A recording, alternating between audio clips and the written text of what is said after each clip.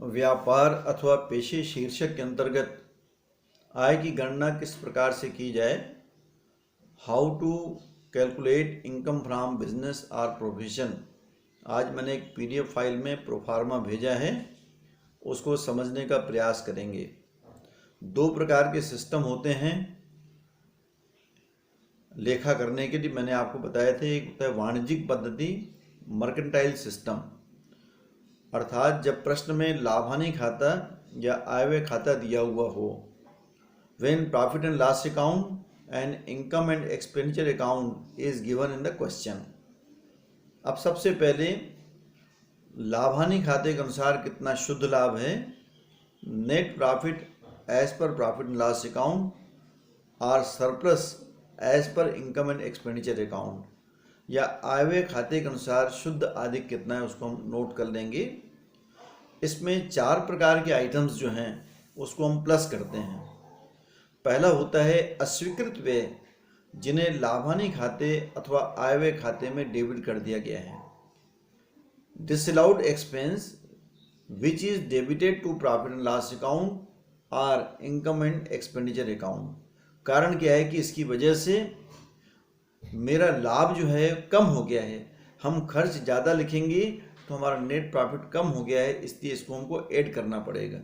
Number दो, व्यय की स्वीकृत राशि से अधिक लिखी गई राशि, expenses in excess of the allowed amount charge in profit and loss account. कभी कभी आप देखेंगे, आगे चल के हम क्वेश्चन पढ़ेंगे, लाभानी खाते में डेप्रिसिएशन लिखा हुआ है 40,000 रुपये, पर as per income tax rule depreciation will be allowed only 32,000। वो आपका नीचे एडजस्टमेंट में दिया होगा, तो 40,000 मैंने लिख दिया है। दो तरीके होते हैं, 40,000 को पूरा डिसअलाउड मानकर हम ऐड कर दें और नीचे 32,000 को लेस कर दें, या दोनों का डिफरेंस अमाउंट 8,000 जो है उसको हम इसके अंतर्गत ऐड कर दें। तो ये होता है व्यय की स्वीकृत राशि से अधिक लिखी गई राशि। नंबर तीन, ऐसी आय जो व्यापार अथवा पेशे से संबंधित हैं परंतु जिन्हें लाभानी खाते अथवा आयव्यय खाते में क्रेडिट नहीं किया गया है। कभी कभी कुछ इनकम लाभानी खाता बनाने के बाद आपको एडजस्टमेंट में दिया रहेगा, वो वास्तव में बिजनेस इनकम है परंतु लाभानी खाते में क्रेडिट ना होने के कारण हमारा प्रॉफिट जो है वो कम है, इसलिए इसको हमको ऐड करना पड़ेगा।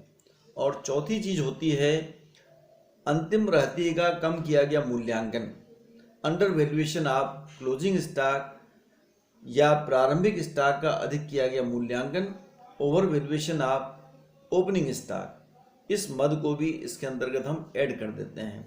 इस प्रकार चार प्रकार के आइटम्स को मुझे जोड़ना होता है। अब इसमें चार चीज़ें माइनस करते हैं। ऐसी आय जो व्यापार अथवा पेशे से संबंधित नहीं है, which is not related to business और प्रोफेशन, परंतु उन्हें लाभानी खाते या आयव्यय खाते में मैंने क्रेडिट कर दिया है, but credited in profit loss account और इनकम एंड एक्सपेंडिचर अकाउंट। तो इसकी वजह से मेरा लाभ जो है बढ़ा हुआ है, इसको मैं माइनस कर दूंगा। जैसे बिजनेस इनकम में व्यापारी को पता नहीं है, वो कैपिटल गेन क्रेडिट साइड में लिख देता है, हाउस प्रॉपर्टी इनकम को क्रेडिट साइड में लिख दिया, कहीं से हमको लाभांश की प्राप्ति हुई क्रेडिट पक्ष में लिख दिया जिसका संबंध इस शीर्षक से नहीं है, तो ऐसी आयों को मुझे घटाना पड़ेगा। उसी प्रकार कर मुक्त आय, exempted income which is credited to profit and loss account और इनकम एंड एक्सपेंडिचर अकाउंट। कुछ इनकम पूर्णतया कर मुक्त होती हैं, जैसे आपका लिखा हुआ है इसके अंतर्गत भारतीय कंपनी का लाभांश, यूटीआई की यूनिट से हमको इनकम मिलती है, रिफंड ऑफ इनकम टैक्स, आयकर की वापसी क्रेडिट पक्ष में आपका दिया हुआ है, जबकि वास्तव में ये एग्जेम्प्टेड होता है तो टोटल में नहीं आना चाहिए, इसलिए इसको माइनस कर देंगे। उसी प्रकार छूटे हुए स्वीकृत व्यय, कभी कभी लाभानी खाता बनाने के बाद नीचे कुछ आइटम लिखे हुए हैं, जैसे मान लीजिए आपका डूबत ऋण दिया हुआ है, डेप्रिसिएशन अलाउड दिया हुआ है, ऊपर लाभानी खाते में देखते हैं तो उसको हमने डेबिट नहीं किया है। तो ऐसा व्यय जो स्वीकृत है परंतु प्रॉफिट लॉस अकाउंट के डेबिट पक्ष में लिखने से छूट गया, उनको भी हम माइनस कर देंगे। उसी प्रकार प्रारंभिक स्टॉक का आपका कम किया गया मूल्यांकन, under valuation of opening stock और अंतिम स्टॉक का अधिक किया गया मूल्यांकन जो है उसको भी हम इसके अंतर्गत माइनस कर देते हैं। तो ये 4 आइटम्स को प्लस और 4 आइटम को माइनस करने के बाद व्यापार पेशी शीर्षक की टैक्सेबल इनकम जो है वो निकल आएगी। और यदि प्रश्न में लाभ की बजाय हानि दिया हो तो उपरोक्त नियम जो हैं वो विपरीत लागू होंगे, यानी जोड़ने वालों को घटा देंगे और घटाने वालों को प्लस कर देंगे। तो रिवर्स इसके अंतर्गत अप्लाई करते हुए हम इसको निकालते हैं। ये हुआ आपका mercantile system when profit loss account and income expenditure account is given in the question. परंतु यदि प्रश्न में रोकड़ पद्धति के अनुसार प्रश्न बनाया गया हो पेशेवर व्यक्तियों की दिशा में, खास करके जब क्वेश्चन में अपना रिसीप्ट एंड पेमेंट अकाउंट या प्राप्ति और शोधन खाता दिया रहता है, तब ये और भी प्रोफार्मा सरल हो जाता है। सबसे पहले क्रेडिट पक्ष से हम सकल व्यावसायिक प्राप्तियां, ग्रॉस प्रोफेशनल अर्निंग्स कौन कौन सी हैं उसको हम प्लस कर देंगे। डॉक्टर के बारे में अलग इनकम होगी, वकील के बारे में अलग इनकम होगी, इंजीनियर के बारे में अलग प्रकार की इनकम हो सकती है, उनको सारे को हम टोटल कर देंगे। और टोटल करने के बाद उसमें प्रीवियस गत वर्ष से संबंधित स्पष्ट रूप से स्वीकृत व्यय, एक्सपेंसेस एक्सपेंसिटी allowed in concern previous year, उसको हम माइनस कर देंगे।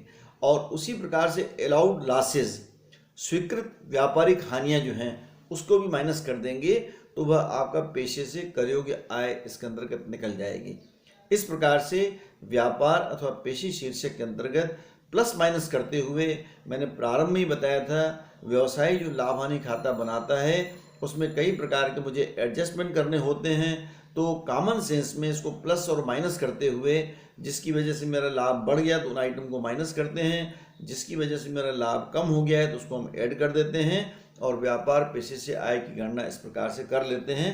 आगे एग्जाम्पल के माध्यम से मैं क्लियर करूँगा। धन्यवाद।